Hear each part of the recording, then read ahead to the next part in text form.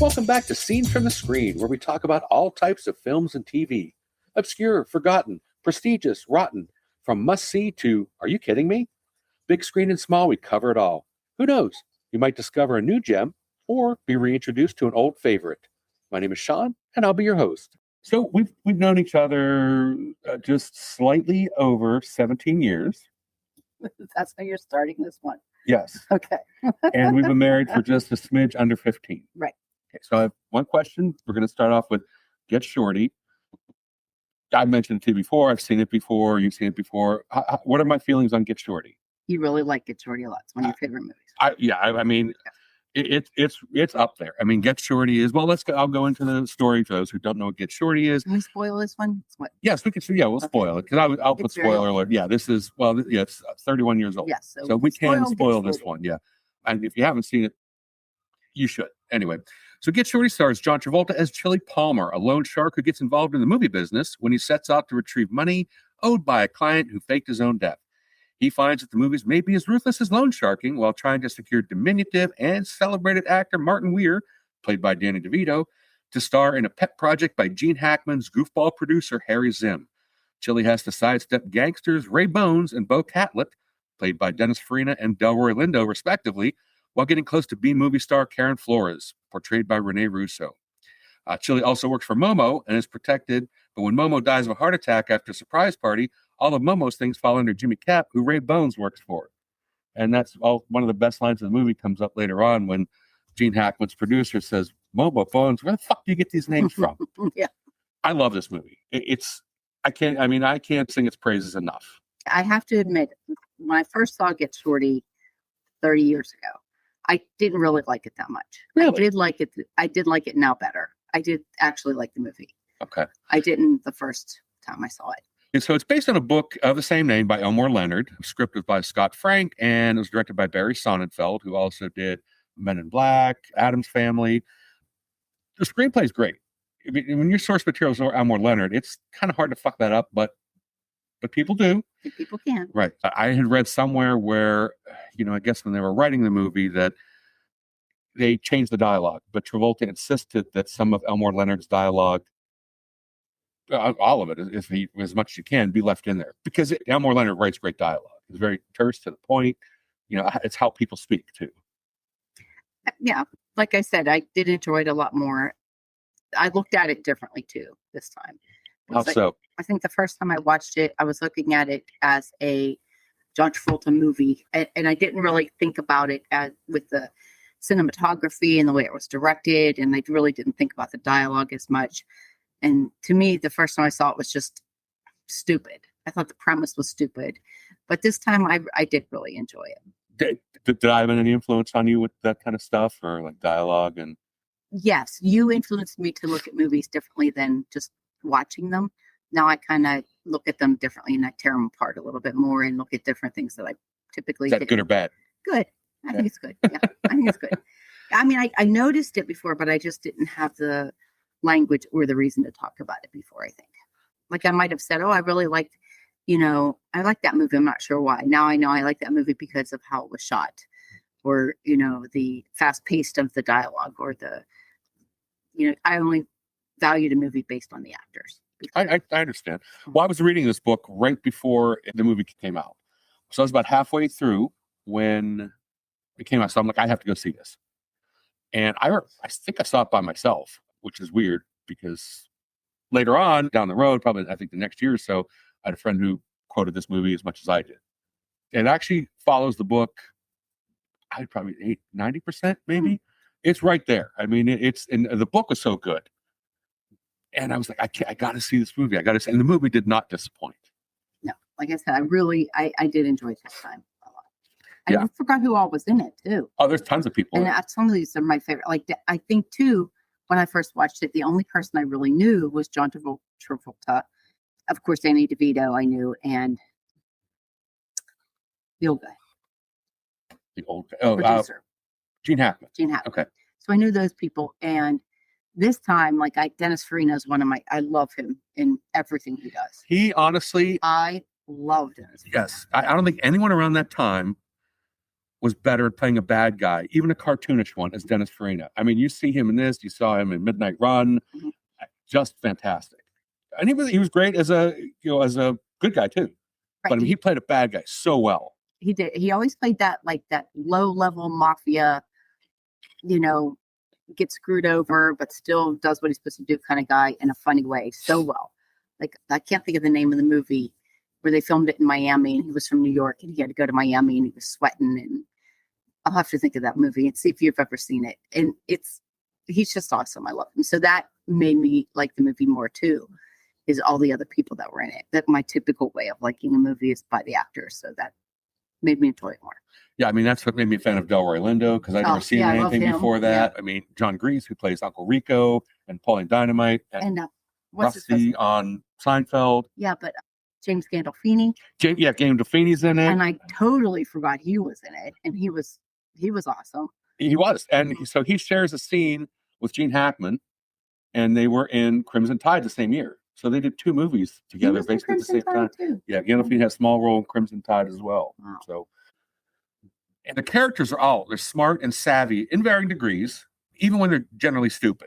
They're at least kind of street smart and real. They feel real. Like, for example, Harry Zim, Gene Hackman's character, he is a complete idiot.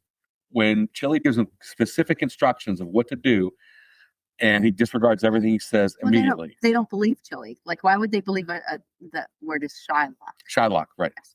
Why would they believe the Shylock from Brooklyn, when they're in LA? Like, they don't even realize. And he doesn't realize what he's dealing with in terms of the gangsters in LA either. Right. I don't think he realized the danger that he's in. He does, but he doesn't.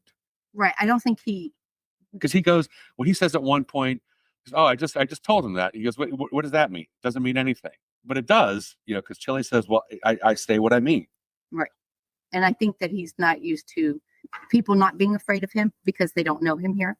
So people were not afraid of Chili Palmer in LA, where I bet in New York, when Chili Palmer came to see you, people were afraid of him. So his name recognition right out there. So correct. Out in LA, he didn't get that. And I think that was interesting how John Travolta played that. I agree. I like everything about this movie, and as I watch it again, it just reminds me of how it's fast paced, it's very well edited. The camera angles are fantastic. Yeah, the way Sonnenfeld shoots even like flying planes. Yeah, and tilting when Delroy Lindo's overlooking the pool down below, and the camera comes up. Yes, yeah. Mm-hmm.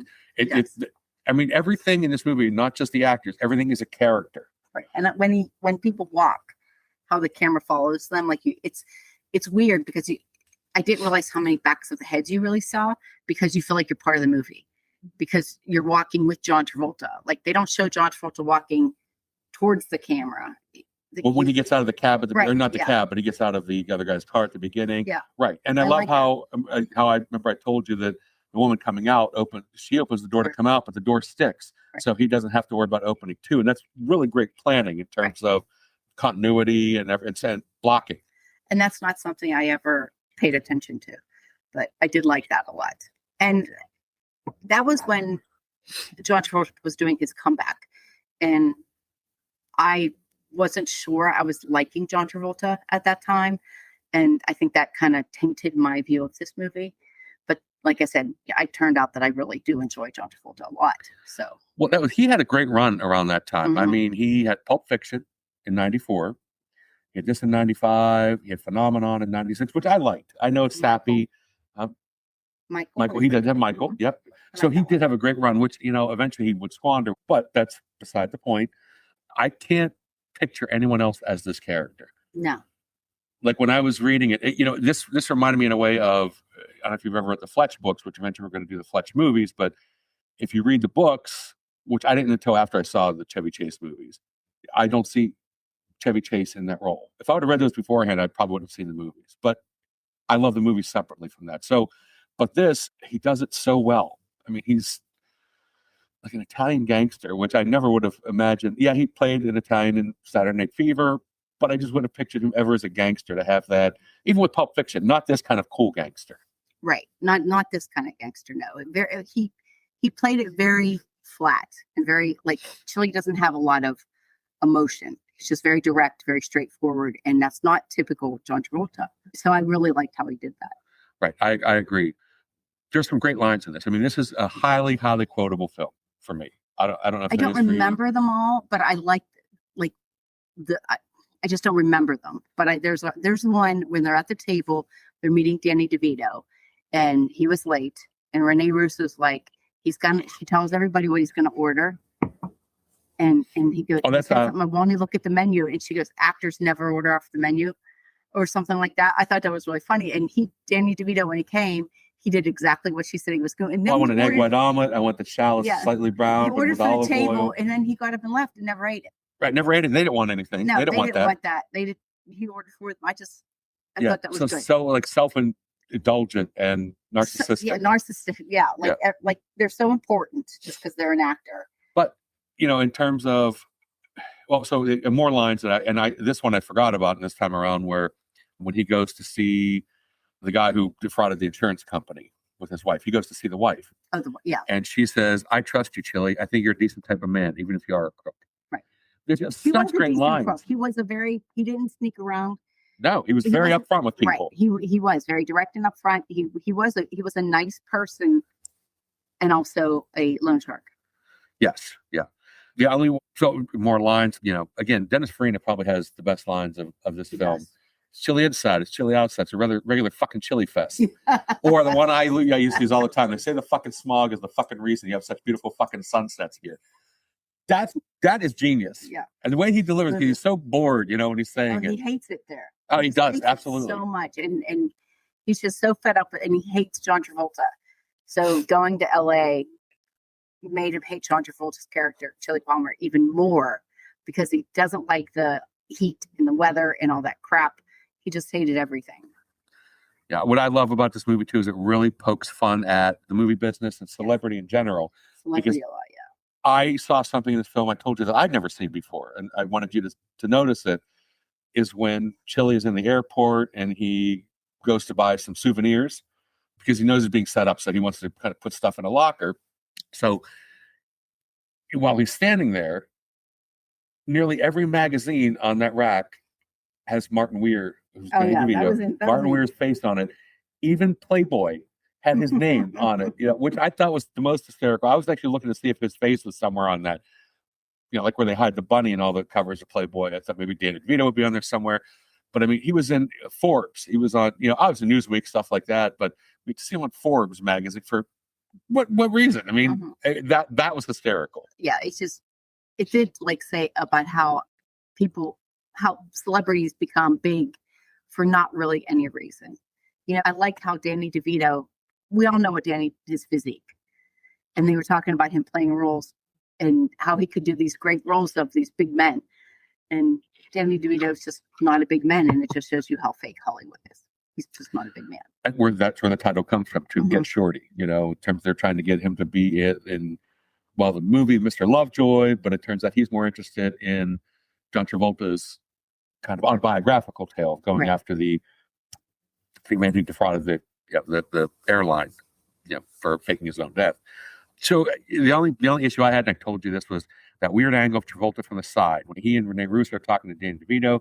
They shoot everything normally, but then they cut to, and maybe it was reshoots. I don't know. Yeah, but it was from the side. It was very odd. Yeah, it didn't fit. So I bet you, I'm imagining that it was something that happened that they had to do it real quick, or like you said, a reshoot, because that just didn't fit. It kind of took you out for a minute.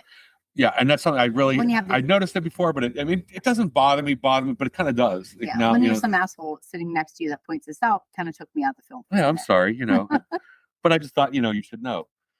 So Travolta's best role, what do you think? Best role? It's up there. I don't know if I'd say it was his best one, but I definitely put it in his top 5. I think it's his best role. I don't think anyone else can inhabit that character like for Get Shorty. I don't think anyone else could have done a better job, and I think he did an amazing work in that film. Like I said, everyone did. It wasn't your typical John Travolta. No. So I thought he was way better. And he was great in Pulp Fiction, but he was way better in this film. The only thing that comes close would be maybe Saturday Night Fever. I don't know. What about The Boy in the Plastic Bubble? It's not. I love The Boy in the Plastic Bubble. Oh, no, that's not a good movie. It's not, but it had its moment back then. But Pulp Fiction to me is like, I don't know. That's when I think of John Travolta, I think Pulp Fiction. That's the first thing that pops into my head. And then I go back to Saturday Night Fever and Welcome Back, Kotter, and movie-wise, Welcome Back, Kotter. Right. I mean, but when someone he's always going to be Barbarino. John Travolta's in that. I picture his Vincent. What? Picture Vincent. Oh, that's right. Okay, yeah. So this is, so I was looking this up. It's only a 6.9 on IMDb out of 10. What? On Rotten Tomatoes, it's 89%, which is, I think it should be higher. I'm a little bit more biased. I think it's a fucking great movie. But I don't understand how do you make this a 6 point? No, it's a near perfect film. Yeah, I it was good. Anyway, like I said, it's rewatchable. Fast paced. If it was on right now, I would watch it. I mean, I watched it twice this week. Yes, you did. But yeah, this is one you definitely. I definitely love to talk about. I would rewatch it. Now, I was not excited when you first said, let's watch Get Shorty. I'm like, okay, whatever. You like that movie? I'll watch it again. I mean, I'll watch anything. And you sound so excited. I'll watch anything. You make me watch. Yeah, but I really did enjoy it this time. Yeah, like I said, it is really good. I happen to have it on. Danny DeVito was awesome too. Yeah, he's great. He played such a prick. When he's trying to emulate the Shylock, and when his eyes narrow and he goes, "What are you, sleepy? You trying to tell me you want to go to bed?" And that's because for those two to work off each other like that's great. Yeah, I mean, I own the Blu-ray of this because I think it's phenomenal. Buy it. I highly suggest buying it, but it is available on Tubi, Roku, and Pluto for free. Yeah, so you don't have to buy it. Yes, you should. Okay, so I'm going to ask you the same question. So again, we've known each other 17 years, a little over. We've been married almost 15. What do you think my thoughts are on Be Cool, the sequel? Is that what you think my thoughts are? Yes. I was actually wondering why the MPA shouldn't have gotten a new standard to keep this away from the eyes of children. Because it's so. Would be child abuse to show it to. Actually, it'd be adult abuse to show it to anyone. I fucking hated this. I mean, I can't. My anger was building that night. I don't know if you could tell. I was hoping you didn't like it because I think I loved him. Again, I thought John Travolta played Chili awesomely. They kept the director who was not Sonnenfeld, right? It was not. No, he did not do the sequel. Thank God. Kept some of the same type of feel, I thought, at times. Didn't stick to it, but at times. I did like her in it. I like her in everything, though. Uma Thurman? Yeah. I like Uma Thurman. I mean, I think she's cute. She's just one of those people every movie you want to know her. Like you want to know that character. She always makes you, even when she plays someone like the one where she played the dog movie where she was a kind of a ditzy. She just seems like a likable person. And I always like Uma Thurman movies. And I think the chemistry between Uma Thurman and John Travolta is obvious in movies. Yeah, you're right. There's that one scene I like to where see them together again. They did a dance, same like they did in Pulp Fiction. And I like that. But overall, the movie, dumb. The storyline was dumb. I didn't like that he went from being all in with the movie business and he loved movies and he knew so much about old movies and the history of movies in Get Shorty. But then in this one, he didn't want to be in the movies anymore. All of a sudden, he did one movie. Now he don't want to be in it. Yeah. It didn't make sense. Okay. So, I mean, I'm going to go off on a whole bunch of things on this movie because I went into it with open mind. Like had you seen it before? I had not. No, this is the first. And I did not read the book. I told you I saw it before. I did not read the book at all either. And only because, I don't know why.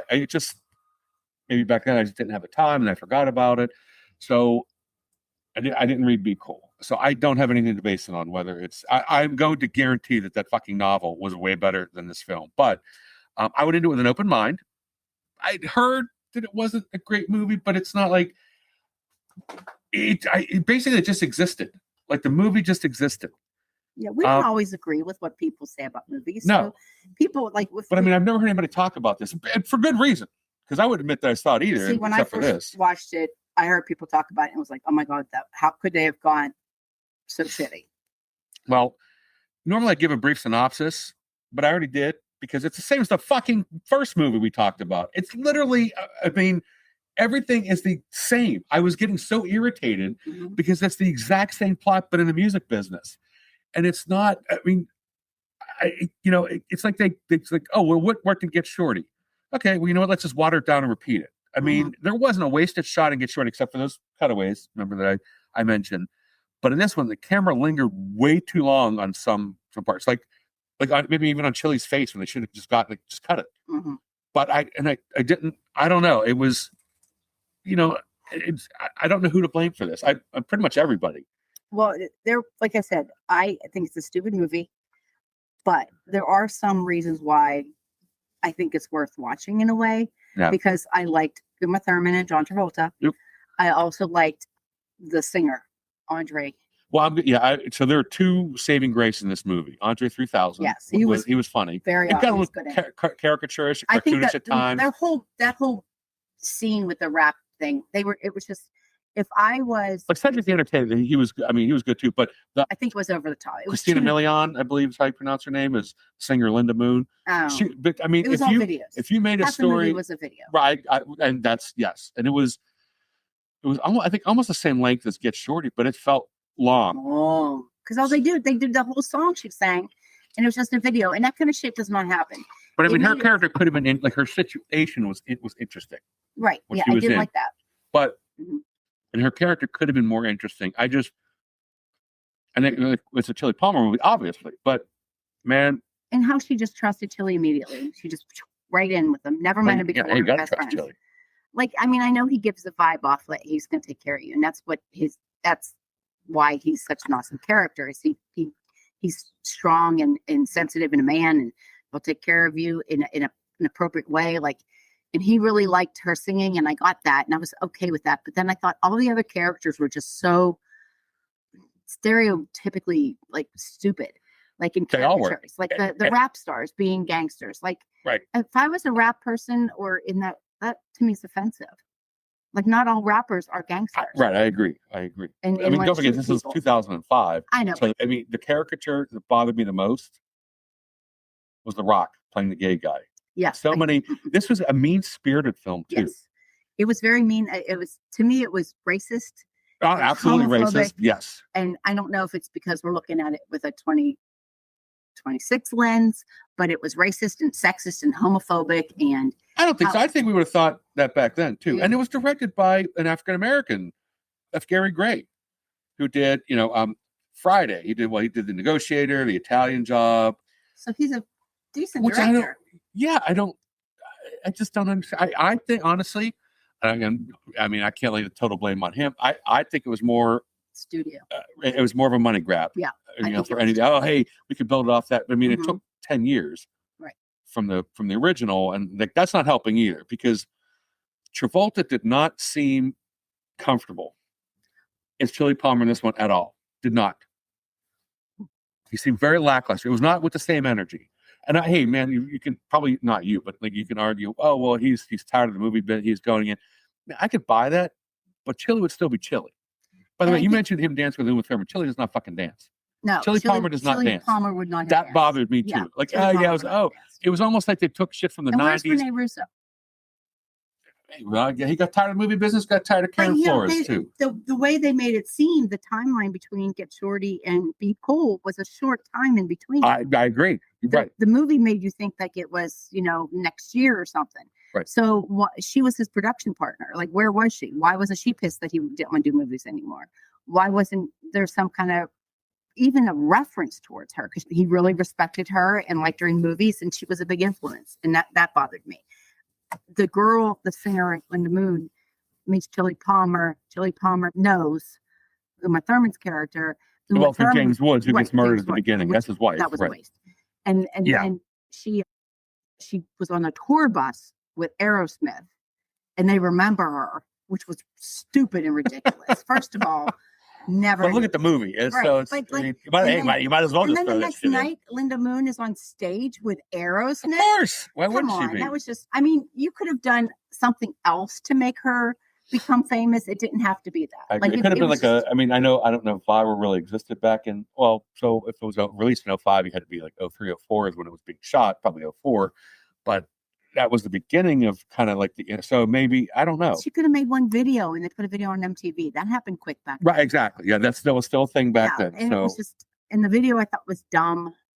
Do you know who else I really hated in this movie? Vince Vaughn? Yes. Oh, I fucking hated Vince Vaughn. Yes. I've never hated Vince Vaughn in anything. Never. But it was, again, it was shitty writing. It was too caricature. Absolutely. Accent was annoying. He was playing it. He was not himself. Vince Vaughn would not have done that role that way. No. Like, well, I mean, it was up to him. I felt like it was the whole movie. It must be from the director too, from the other movies you said he did. Everybody was told to do this a certain way, and they didn't want to do it that way.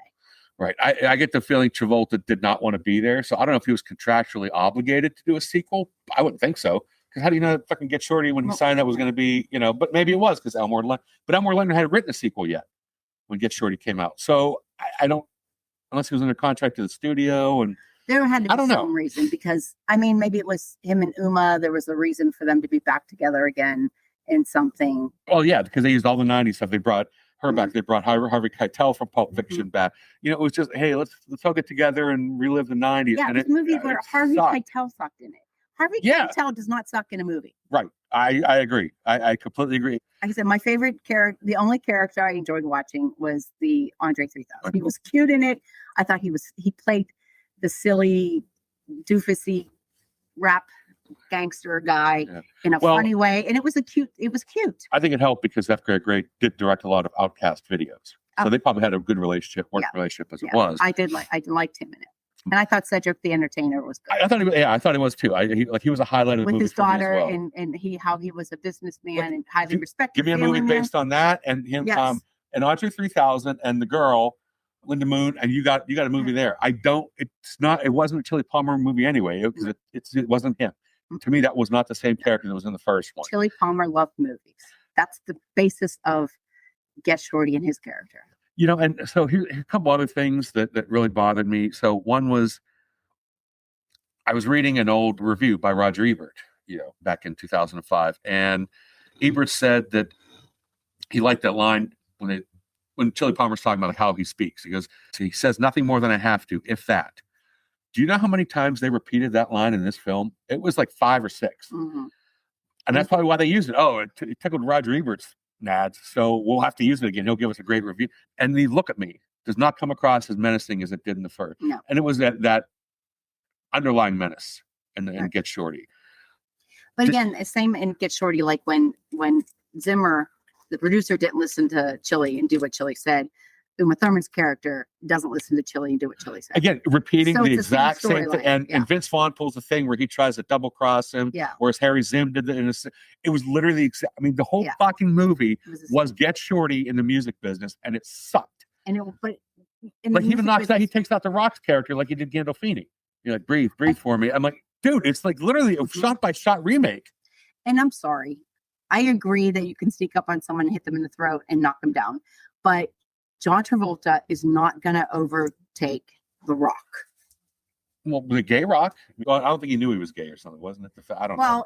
That wasn't even. I mean, it wasn't funny at all. I like The Rock. Yeah, I like The Rock. Yeah. And for what it called for, I think he did a great job. But it's a shitty character. Right. Yeah, it wasn't. Like I said, it was homophobic. None of the characters seem real. Like in the first one, remember we mentioned all the characters seem very real. No, I didn't see the actors. I saw the characters. The exact opposite in this one. There's Travolta. There's Vince Vaughn. It was awful. And you know how many times they tossed around the word fucking Shylock in this movie? That's why I remembered the word Shylock. Like, Jesus Christ. I mean, okay, in the first movie they mentioned it twice. Like, Jesus Christ, Harry, he's the Shylock. I think it was twice. This one, it was like they beat you over the head with it. And it's kind of a derogatory term in a way, but probably why they used it. Probably why the studio loved using it, because they already had the gay character and the black rapper, so you might as well throw a derogatory term to Jewish people. They're bashing every nationality and everything they could. I thought about this during the film because there was one time when I looked and said, "How much time do we have left in this film?" And it was 49 minutes. I'm like, Jesus Christ! So in college, okay, when I worked for the campus TV station, somebody had an idea of making sweatshirts. I'm like, that's a great idea with the logo on it and everything. It was MUTV. I'm like, that's awesome. Unfortunately, the color they picked was mint green. Okay. Why? I have no idea. So one of my friends, Siobhan, she bought it. She bought the sweatshirt. And normally Siobhan was bubbly and effervescent and very, very outgoing and friendly. But when she put on this sweatshirt, the feeling when you put on like a damp sweatshirt, it's just like, it just doesn't feel, it's just not quite dry. And it just kind of weighs you down, your shoulders. It was dry and she looked like that. So anytime somebody like experienced like complete disappointment or it's something they didn't want to do, it was like, oh, you're putting on an MUTV sweatshirt. My friend and I used to joke about that. I felt like I put on that goddamn sweatshirt. I would have seen this at the theater, I would have walked out. I thought about walking out of the living room. Yeah. I was so angry that night. And I'm like, I've been waiting a couple of days to talk about this because it just got ridiculous after a while. I'm like, what is angering how you take such amazing actors that I love and love everything they do and just ruin them. They absolutely did. You ruined Vince Vaughn. You ruined, John Travolta I didn't love. He wasn't the worst part of it because he's, he was still Chili Palmer. But all the guest people, all the extra, famous actors just ruined it. Yeah, and Martin Weir making an appearance as Martin Weir again. And you know what? Here's the thing too. And again, this is more of like an aesthetic choice, but it was shot very flatly. Like the Get Shorty it burst with color and just energy. Every scene did that. And this was it looked like a fucking like 90s sitcom or 2000 sitcom. Yeah. That's all it looked like to me. And that's basically the way it felt with the writing. I mean, it's just, like we mentioned writing before, and in the last episode, I talked about screenwriting, movies that focus on screenwriting. But William Goldman, who wrote Princess Bride, which we love and we should do at some point, he said the best way to create a scene is to come in late and come out early. Be Cool is an example of just lazy writing. And whether, again, it was the actual screenwriter and or notes provided by some executive, which I have a feeling that's what it was. It does have a very studio executive, some doofus feel about it. Because everyone involved were talented. And, yes. And were not just talent, but enjoyed their craft. Like they look at, I always assumed that they looked at their making movies, all these actors, and that they looked at making a movie as an art form, not just a job and a paycheck. I felt like this whole movie, it was just a paycheck. And that's a studio exec, some idiot's nephew wanted to do this movie and produce it and say, okay, it's going to be my way and it's the way we're doing it. And everyone's like, oh, Jesus, why are we doing this? I completely agree. That's my feel. And I wonder, I didn't read. Someone who liked music over movies too.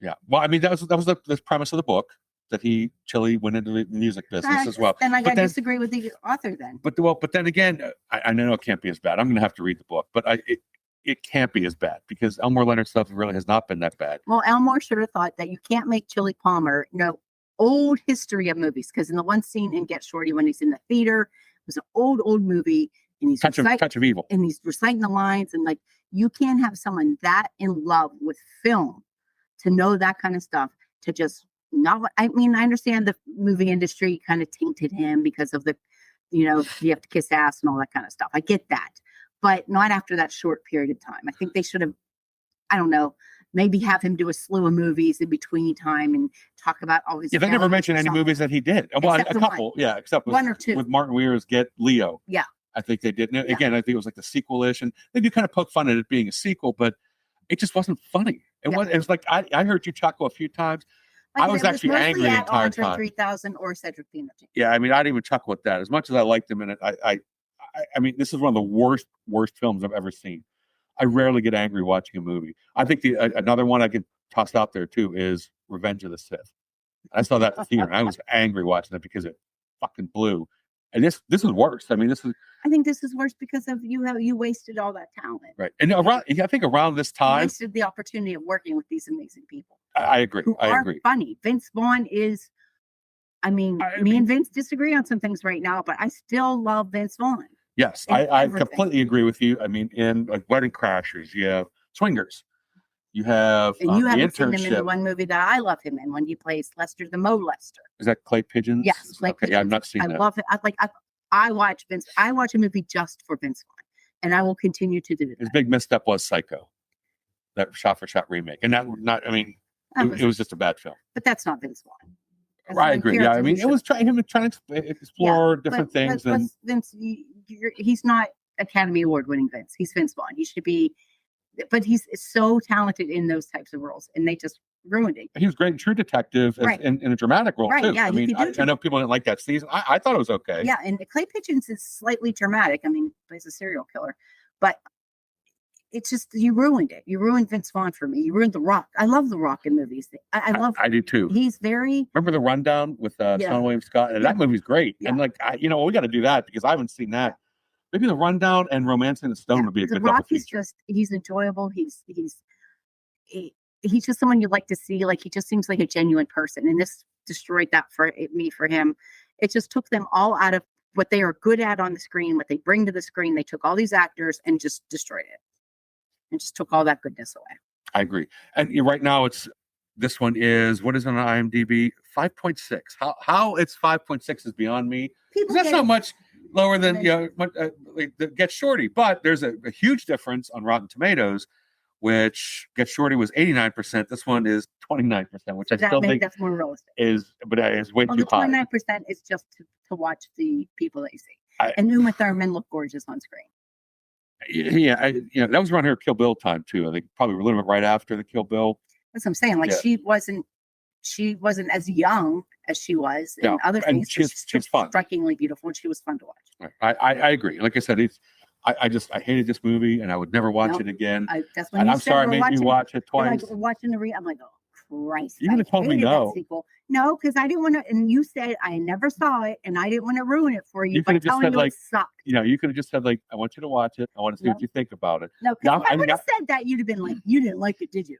No, I would have been like, okay, I'm just kind of curious as to why. I mean, I already knew going in it wasn't that great of a film, so it's not like it would have been a complete surprise. But I would have watched it by myself and like.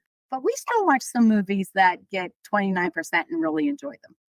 So yeah, that's not necessary. I completely agree, but this movie deserves 0%. I mean, it sucks.